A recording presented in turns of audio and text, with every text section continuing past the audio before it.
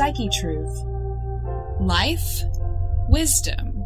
Hello, everybody. Welcome back. It's good to be back. I'm Dr. Jeff Eccles, and today we're very lucky to have with us Joy, who I have found out recently has been having a little bit of neck trouble. Is that correct? Yes, sir. Okay. Well, would it be all right if we see what we can do to help you today? Please. Please. All right. Very good. So the first thing we want to do is just kind of find out a little bit about Joy and what's been going on with her neck, get a little bit of a history. Obviously, if she's been in a car wreck 5 minutes ago, we're probably going to want to take some care and find out so we don't do any more damage.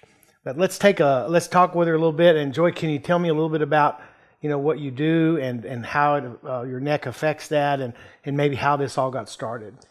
Yes, I teach gymnastics as well as I'm an acrobatic yoga instructor, and I also lift people up like on my feet and give them a massage while they hang upside down. So it's a lot of pressure in my neck and shoulders. And I actually got an x-ray done recently and my neck curves forward, so it pinches on a nerve right here, and if it just gets really tight, my neck starts to seize up. Let's see. I can't really move. So it's very physical, very kind of strenuous what you're doing. Oh, yes, most certainly. Yeah, a lot of jumping, a lot of cartwheels, a lot of handstands. And Wow. so, wow. I got it. Everything. Bars, doing front pullovers and kipping. And Amazing. I'll have to check out some of your videos on that. That's pretty cool. Yeah. So have you ever seen an x-ray of your neck? Yes, I have. Is it real straight? It actually curves the opposite way. Curves out. Okay, so when we hear this, we know that she's got, significant trouble in her neck. The neck normally is supposed to curve backwards like this, so it's a C-shaped curve with the opening of the C in the back. And in her case, it's what we call a reverse curve. And when that happens, it could actually start as early as the birth trauma. It could happen through all of the slips and falls that she took as an infant or a youngster. It could happen through poor posture. It could happen through an accident. There's really almost no way to know exactly unless she has a specific, really traumatic event as to how this might have happened. But I always tell my patients, if you're in a burning building, you don't sit around and try to figure out how the fire started. You just want to get out. Okay? After you're out safely, then you might want to speculate about how this happened, right? So when you have a reverse curve like that, it puts all of the weight of her head now is going right down through the spine, and there's no way to absorb that shock. In the normal position of the curve, it acts like a rubber band or a spring, and the force from the head and gravity and her moving up and down, the spring just goes like this. But actually, it's better illustrated like this. It's kind of spring. But if the neck straightens out, now there's nowhere for that force to go. And the finger doesn't bend backwards, and neither does the neck very well. So now it's even worse when it's like that. So we know that Joy has a lot of stress, and of course the muscles, which are like guide wires on here, they're kind of going to be stretched out of position too. So in addition to, starting to adjust this spine so that we have some of this C-shaped curve in there, we may also want to give her some exercises that she can do at home. We also use an orthopedic device in my clinic that actually helps to put that curvature back in her neck by leaning it back like that. And remind me, I may talk to you a little bit about that later and see about getting you one of those so that when you could actually use that maybe while you were working on people, and that might be really awesome to do that. But today what we're basically going to do is we're going to find out where she's having some of her trouble in the neck. And I'm going to ask her a few more questions. Joy, do you get headaches at all? Not very often. Mm-hmm. And about once a year? Probably actually when I do back bends. Anytime I practice a lot of back bends, I start to get more of like a cranial ache. Okay. And how often do you do that? Probably once to a couple times a week. Okay, so you're getting headaches once or twice a week, and you don't call that very often. Oh, yeah. I don't know. I guess See, to me, that would be extremely often. So it's funny. You'll notice that I'm kind of poking at her a little bit, and I'm really asking her because it's important. Because I'll get patients a lot of the time and I'll ask them, do you have headaches? And they go, no, not really, just occasionally. And I'll ask them things like that. And then it turns out they're getting, 1 or 2 a month, or maybe 1 or 2 a week, like in her case. But to her, it's just a normal thing, and she doesn't really think about it. But actually, we consider 1 to 2 headaches a year as being normal. Oh, wow. Okay? Anything more than that, there's something that's causing that, and it should be investigated. Now, and here's where I run into some trouble sometimes with people, because for a lot of people, and maybe Joy's one of them, this isn't a problem for her. It's just not a problem. Now I don't think Joy would, but they take a couple of aspirin, or they have a drink, or they just go sit down. It's not a problem. It goes away. They have another problem they want you to help them with. But from a doctor's perspective, if we see something here and they're having 1 or 2 headaches a week, it's not the headache that's the problem. It's what's causing the headache is the problem. And I know that that's more significant than the headache, because if we left that there, it could start causing degeneration in the spine. It would lead to arthritis. It could lead to more nerve damage, which could then further lead to other organs not working properly. So you see how that could be. It's kind of like, and this may be a bad example because some of these oil changing places have a terrible reputation for going, oh, you've got to have this done and this done and this done and this done, and it's usually a lot of BS. But if the mechanic, and he's a valid mechanic, gets under the car and he says, is your car pulling to the left a little bit? And the guy goes, oh yeah, a little bit, but it's not much problem because I just kind of counter with my hand. He goes, look, if you keep driving it that way, you're going to wear out your ball joints, and then it's going to end up being a $2,000 job or whatever. So it's something similar to that. So even little things that the patient seems to be kind of insignificant, sometimes from the doctor's perspective can be very significant. Okay? Mm-hmm. So we're having some headaches. Now, what kind of pain are you experiencing in your neck? Well, right now it's very sharp, and it's just kind of right there where your neck kind of hooks on. Yeah, and it's very tight. I can't really. Okay. Don't have much range of motion right now, so it hurts. And that's funny for a yoga teacher to be saying that, isn't it? Mm-hmm. Mm-hmm. If we compared your range of motion and mine right now, I bet you'd still win. Okay, so she's having, from her own perspective, decreased range of motion here in her upper shoulders and neck area, lower neck, and it's also painful. Are you having any numbness? No, but I have in the past. It's affected my fingers, and I've gone numb and tingly before. Okay. Like when it's really seasonal. Okay. So that's a real important finding there, because we know that the nerves, the spinal cord actually comes down through the middle of the vertebra, and then the nerves kind of branch off of the spinal cord, and they exit through the little holes that are formed where one vertebra sits down on top of the other. That's where the actual hole is formed. And then when the nerves come out, they actually radiate down through the shoulders, and they go all the way down into the arms. So if the person is complaining of problems in the hand or numbness or tingling, we know that nerve is entrapped or being irritated somewhere along the course of the nerve. It doesn't necessarily have to be the neck. Oftentimes it is, but it also could be trapped here in the shoulder where this neurovascular bundle comes down through, just a big bundle of nerves and blood vessels. It could also be trapped here in the elbow. We see that sometimes. The elbow may need to be adjusted. Or it could actually be in the wrist. So anywhere along here, it can be that. And I'll just kind of make a side note. A lot of times I find people who they go to the doctor and they're diagnosed with carpal tunnel syndrome. The carpal bones are the bones that are lined up here in the wrist, and the nerves and blood vessels go through a hole in those bones. And it's called the carpal tunnel. And when through repetitive typing or whatever reason, sometimes screwdrivers, however that happens, these bones misalign, and it can put pressure on the carpal tunnel, and the person will start getting numbness in the hand. But oftentimes, this is misdiagnosed, and they'll actually end up having carpal tunnel surgery with no results at all, because the problem never was in the wrist, it was always in the neck. So there's ways that we can differentiate that based on where the numbness patterns are in the hands and things like that.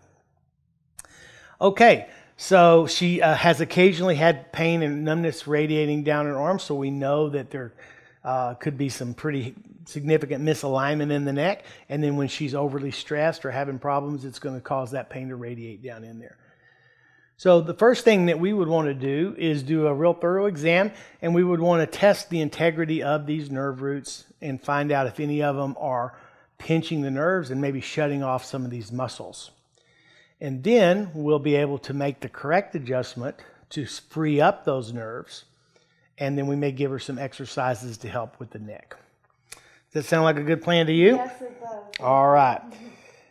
So I think the first thing that we'll do is we'll just do a couple of real quick orthopedic tests while you're sitting on the table. Now, normally I would check her reflexes, but I didn't bring my reflex hammer today.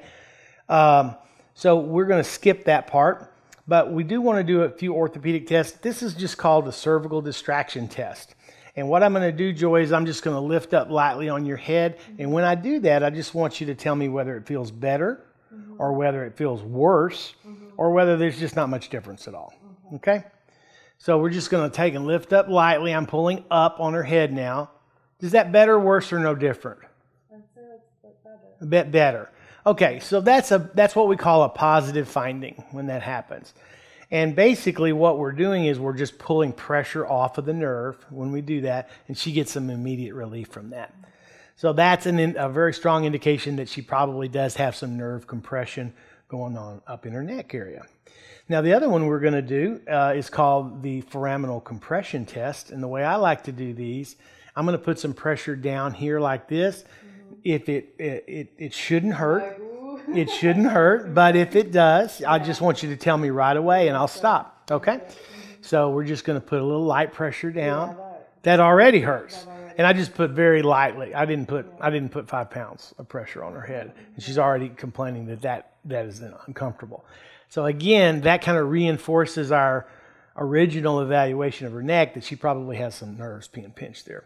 Now, the next thing we'll do is we'll turn her head this way, like this. Is there any discomfort there? There is. Okay, and normally I would go ahead and put some pressure down, but there's not much need to do that because it's already uncomfortable. And then we'll go this way. Any there? Yeah.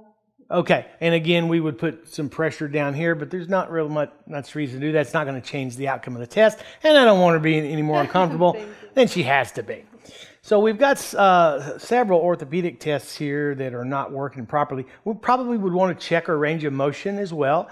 So Joy, turn your head all the way as far as you can. Try to get your chin to this area here. Okay, and her chin is not even close. Her chin is at about 50 degrees from here. Really pushing. Yeah, and she's really pushing it here. Her chin should be able to go all the way to the shoulder here. Okay? It's a good thing I showed up this morning, isn't it? Seriously. Okay. Thank you. Now let's go ahead and try to turn your chin all the way this way. And again, we got maybe 50 degrees. Should be 80 to 90 degrees range of motion here. So this indicates not only that there might be some nerves that we've already discussed that might be entrapped, but there's actually a mechanical disrelationship in the spine inhibiting its ability to move and bend and things like that. Joy, go ahead and flex your head down for me as far as you can. Is there any discomfort there? Okay. So she's feeling it quite a bit right back here, and she should be able to go a little bit further down in that. She should be able to get her chin just about to her chest here, but she's not doing that. So we've got more stuff there. And now let's have you lean it back for me all the way. And that's it, huh? That's it. Okay. And for a yoga teacher, she should be able to bend her head so far back you can't even see her face. But she's not. She's She's last night. yeah. She can't do that. No. Okay, the other one, the other range of motion is I want you just to try to touch your ear to your chin. Just lean it over. Okay. Is that hurting? It's not terrible. Not terrible. But it's still Okay. So I believe she should be able to get a little bit more range of motion than that. Let's go ahead and go this way. And definitely she should be able to get more than that. Okay, so now we know we've got some mechanical problems going on. When I palpate or feel, we've got some muscle spasms going on back here in your upper. This is the upper trapezius muscle. It's very tight. It's kind of knotted up. Can you feel that big knot that she's got here? So she's got a lot of knots. So it's important to know that if the nerve is being irritated, some people call it pinched, irritated, whatever, and due to whatever reason, the nerve is being pinched, it's going to be firing, kind of like it's screaming, but it's firing. And this nerve is attached to muscles and organs and other tissues. But as far as the muscle goes, if that electrical activity is going through the nerve, what is going to happen to the muscle? It's going to respond, and it's going to draw up, and it's going to knot up like this. Okay? So she's got a knotty muscle right here, very knotted up. Okay? So what a reasonable person would do is go see a massage therapist, right? Because they've got muscle problems. And massage therapy is a wonderful healing art. If you've never been to a massage therapist, you should find one that you really like and feel comfortable with and get some massages. It's wonderful. However, in my own practice and over the years, I have seen people, when they have this problem, go to the massage therapist and he will work on this muscle and it will feel great for anywhere from an hour to maybe a couple of weeks. But since we didn't actually stop or correct or this pinched nerve here, what do you think will happen to the muscle? It'll just go right back to where it was. And people mirror that back to me when I'm talking to them. They go, yeah, it feels great for an hour or two or whatever, but then it always comes back, and I just keep going back over and over and over again. So that's kind of an indication that you're not getting to the root of the problem. So chiropractic and massage therapy work really good together because oftentimes the chiropractor can help to relieve and remove the nerve pressure while the massage therapist actually goes in there and starts working with the muscle and helping get all of those toxins out of there and getting it, limbered up and feeling better. So it's a great marriage between the two. So I feel this a lot more on the right side than I do on this left side. Do you concur with that, or does it feel as bad to you as it does on the left as it does on the right? I would say the right is definitely tighter. Yeah, it feels that way to me as well. So there's a big old knot here, and she probably has some trigger points. Trigger points are focalized muscle spasms within the muscle. And oftentimes, if you find those, you can actually do this on yourself. You can actually get in there and put firm pressure on that trigger point until it starts to lighten up. And then you can actually release it, and it will feel much, much better. I've actually rehabilitated my own shoulders after injuries. I'd be just sitting there watching television, and I would move my hand around until I found a very exquisite point, and then I would just put firm pressure on it. When I mean firm pressure, I would say about an 8 out of 10. So if 10 was like, I can't stand it, I'd back off a little bit to where I could, but then I still knew that I had a tender spot. And I would hold that until it had dissipated. And then I would move to the next one and really poke around and find those places. This is an amazing therapy. You can really help yourself a lot with this trigger point therapy. Okay. So let's see. I think the next thing that we wanted to do was probably check some muscle function to see if any of these nerves that are not working properly have caused these muscles to be weakened. All right? This is a real good diagnostic test that we can do, and that leads us straight away to where the problem is. So we'll get set up, and we'll be right back with you. Okay, so we're back. We've got Joy laying face up on the table, and the purpose of this part of the examination is just to check some muscles that correlate with the nerves in her neck to see if they're actually working. First one we're going to check is called the deltoid muscle. It's a nice muscle that sits right up here on your shoulder, helps you to bring your arm up and down like this. So we're going to have her put her arm like this. And Joy, what I want you to do is push your arm up that way while I try to push it the other way. Go ahead. And it doesn't do much, okay? Not very strong there. And, I'm obviously bigger than Joy, and I can overpower her, but that's not the point of this. when we're doing muscle testing, we're just trying to feel whether the muscle will lock in place. And when I say lock, it means that when you push it, you can feel it just locking. If the muscle's weak, it won't. It'll kind of ratchet down, or it'll just be kind of like a rubber band. It'll just keep going down without a whole lot of pressure being put on it. So let's try this one up here. Just push up. There we go. Now see that muscle. Did you feel the difference? When I push on this one, it locks. It locks in place. I felt the pain down this way. Yeah.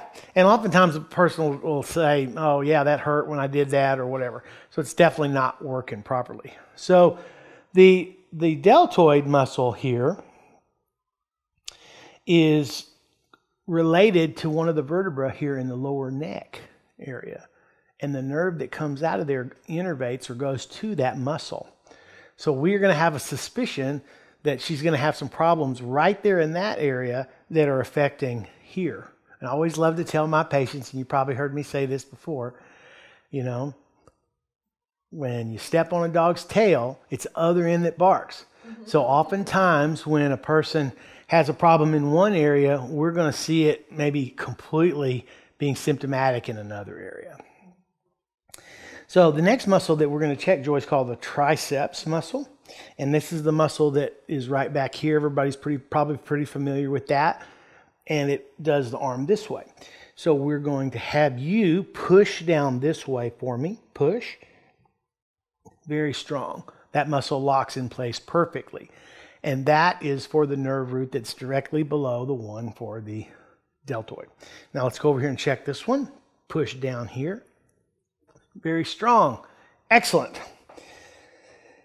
Now, let's go ahead and check one more muscle, or at least one more, to see what's going on there.